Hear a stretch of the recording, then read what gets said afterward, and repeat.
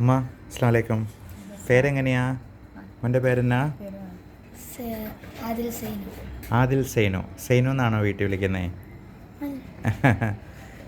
ഏത് ക്ലാസ്സിലാണ് മോൻ പഠിക്കുന്നത്? എയ്ത്തിൽ. ഏത് സ്കൂളിലാണ്? വീട് എവിടെയാ മോനെ? പള്ളിക്കുന്ന്, ആലപ്പുഴ ജില്ലയല്ലേ? എന്ത് ബുദ്ധിമുട്ടായിട്ടായിരുന്നു അതിൽ ആദ്യം വന്നത്? അലർജിയുടെ ബുദ്ധിമുട്ടാണ്. പനി വിട്ടുമാറാതെ പനി, പിന്നെ തലവേദനയാണ് മെയിനായിട്ട്. ഇപ്പം ഇമ്മ്യൂണോതെറാപ്പി കൊടുത്ത് 2 മാസം ആവുന്നു. ആശ്വാസമുണ്ട്. എത്ര ശതമാനം കുറഞ്ഞിട്ടുണ്ടാവും? ഒന്നും പറയാറായില്ലെങ്കിലും മാറ്റമുണ്ട്. തലവേദനയാണ്, വിട്ടുമാറാതെ തലവേദനയാണ്. ഇപ്പോൾ ഒരുപാട് ഇതുണ്ട്.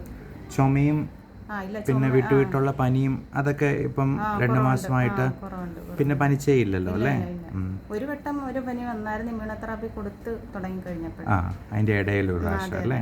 ഇപ്പോൾ പിന്നെ കുഴപ്പമില്ല, 1 മാസമായിട്ട് കുഴപ്പമില്ല.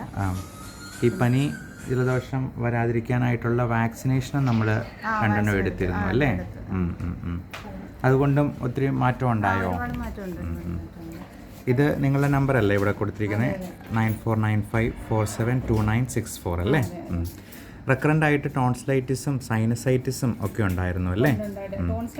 സർജറി ചെയ്തതാണ്. അലർജി കൂടിയിട്ടേ നമുക്ക് അറിയത്തില്ലായിരുന്നു അലർജി കൂടിയതായിട്ടുള്ളതാണെന്നുള്ളത്. സർജറി കഴിഞ്ഞപ്പോഴേ അതിൽ നിന്നുള്ളതാണെന്ന് മനസ്സിലായത്. ശരി ശരി. അപ്പോൾ നമ്മളതിന് ടോൺസിലെക്ടമിയും അതുപോലെ സൈനസെക്ടമിയും ഒക്കെ ചെയ്തെന്നാലും അതിനകത്ത് പൂർണ്ണമായിട്ടും അത് കുറയണമെന്നില്ല. ഈ അലർജി എന്ന് പറയുന്നത് നമ്മുടെ ശരീരത്തിൻ്റെ തന്നെ അമിത